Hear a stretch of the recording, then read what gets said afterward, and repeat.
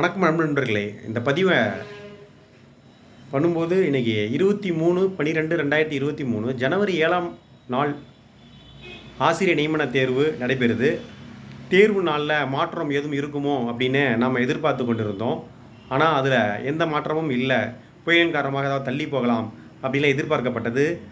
ஆசிரியர் தேர்வு வாரியம் ஹால் டிக்கெட்டை வெளியிட்டிருக்காங்க. இதன் மூலம் தேர்வு நாளில் எந்த மாற்றமும் இருக்க போகிறதில்ல அப்படிங்கிறது தெளிவுபடுத்தியிருக்காங்க. எந்த குழப்பமும் இல்லை. இன்னும் தேர்வு நாளையும் சேர்த்து 15 நாட்கள் இருக்குது.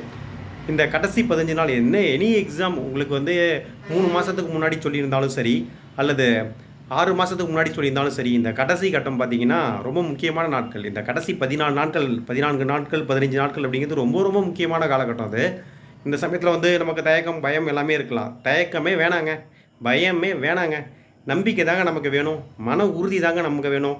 நம்ம சிலபஸ் கஷ்டம் அப்படி இப்படி எல்லாம் நிறைய பேர் டிஎன்பிசி எக்ஸாமுக்கு நான் தயார் பண்ணிகிட்டு இருந்தேன், அதனால் இந்த எக்ஸாமுக்கு படிக்கலை அப்படின்னு சொல்லிட்டு எக்கச்சக்கமான குழப்பங்கள்லாம் இருந்துச்சு. தெளிவு இல்லாமல் இருந்தோம். இனிமேல் எதுவும் கிடையாதுங்க. அடுத்த 15 நாள் ஆசிரியர் தேர்வு வாரியம் தால் நடத்தப்பட உள்ள ஆசிரியர் நியமன தேர்வுக்கு மட்டும்தான் தயாராக போகிறோம் அப்படின்னு மனசில் உறுதியாக வச்சுக்கிட்டு அந்த சிலபஸ் எடுத்து வச்சு சிலபஸில் இருக்க வார்த்தைகள்லாம் எங்கெங்கே புக்கில் ஸ்கூல் புக்ஸ் ஃபஸ்ட்டு முடிச்சிருவோம். வேகமாக எவ்வளோ வேகமாக முடியுமோ அவ்வளோ வேகமாக, ரொம்ப டைம்லாம் கிடையாது. ஆனால் அதே சமயத்தில் சிலபஸில் இருக்க எதையும் நம்ம விட போகிறதில்ல. வேகமாக படித்து சிலபஸை பிரிண்ட் அவுட் எடுத்து வச்சுக்கிட்டு படித்து முடிக்க டிக் அடிச்சுக்கிட்டே சிலபஸில் இருக்க ஒட்டுமொத்தத்தையும் வேகமாக படித்து முடிங்க. நம்மளால் முடிச்சிடலாம். முடியுமா அப்படின்னு நம்பிக்கை வரும். சரிங்களா? எல்லாமே இதெல்லாம் நிறையா நம்ம மோட்டிவேஷன்ஸ் கேட்டிருக்கோம். எந்த ஒரு பெரிய செயலும் ஒரு சின்ன செயல் மூலம் தான் தொடங்குது. கண்டிப்பாக வேகமாக படித்தா, நம்பிக்கையாக படித்தா இந்த 14 நாள்லேயே சிலபஸை நம்மளால் கவர் பண்ண முடியும். 15ஆம் நாள் எக்ஸாம் நாள், அந்த எக்ஸாமில் நம்ம போய் எழுதிட முடியும்.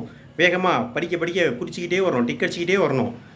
எந்தெந்த சிலபஸில் எந்தெந்த பாயிண்ட்ஸ்லாம் நம்ம எந்தெந்த தலைப்புகள்லாம் நம்ம இது வரைக்கும் படித்து முடிச்சிருக்கோம், இன்னும் என்னெல்லாம் படிக்கணும் அப்படின்னு சொல்லிட்டு நம்ம என்ன பண்ணிக்கணும், தெளிவுபடுத்திட்டு ஃபுல்லாக சிலபஸ் படித்து முடிக்கணுங்க. ஒரு ரவுண்டு 2 ரவுண்டு வேகமாக படிக்கலாங்க. அடுத்து ஒரு நாளுக்கு 12 மணி நேரம் 14 மணி நேரம் சொல்லிட்டு தீவிரமாக உட்காந்து படிக்கணும். நம்பிக்கையோடு படிக்கணும். என்னால் முடியும், இத்தனை நாள் படிக்கலைன்னா விட்டுருங்க, இப்போ படிக்க ஆரம்பிங்க. கண்டிப்பாக படித்து பாஸ் ஆகிடலாம்.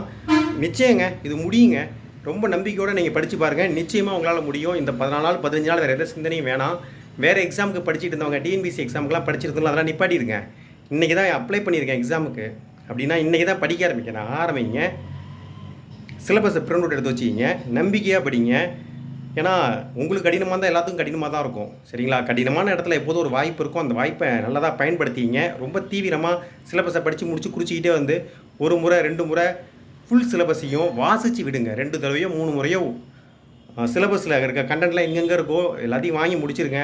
சார் இப்போ போய் நான் எங்கே சார் மெட்டீரியல் வாங்குவேன், யார்கிட்ட சார் வாங்குவேன், எங்கேயாவது கிடச்சிச்சின்னா என்ன செலவானாலும் பரவாயில்ல, வாங்கி ஜெராக்ஸ் பண்ணிக்கோங்க, மெட்டீரியல் வாங்கிடுங்க.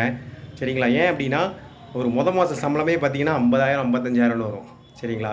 அப்போ ஒரு 5,000 10,000 இந்த சமயத்தில் செலவு பண்ணுறதுலாம் தப்பே கிடையாதுங்க. சிலபஸை படித்தது என்றைக்கும் வேஸ்ட் ஆக போகிறதும் கிடையாதுங்க.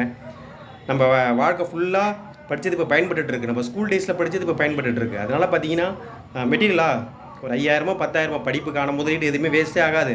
நீங்கள் ஜெராக்ஸ் போட்டுங்க, 2,000 3,000 ஆகுது, 1000 ஆகுது, 500 ஆகுது, எதுவுமே நினைக்காதீங்க. எக்ஸாம் சென்டர் தூரமாக போட்டாங்க, நான் போய் எழுதணுமா, நான் சரியாக நான் ப்ரிப்பேர் பண்ணல நினைக்காதீங்க. எவ்வளோ தூரத்தில் எக்ஸாம் சென்டர் போட்டிருந்தாலும் போங்க, எக்ஸாம் எழுதுங்க, படிங்க, தீவிரமாக படிங்க. போதும். 15 நாள் 14 நாளில் எவ்வளோ எஃபர்ட் போட முடியுமோ அவ்வளோ எஃபர்ட் போடுங்க.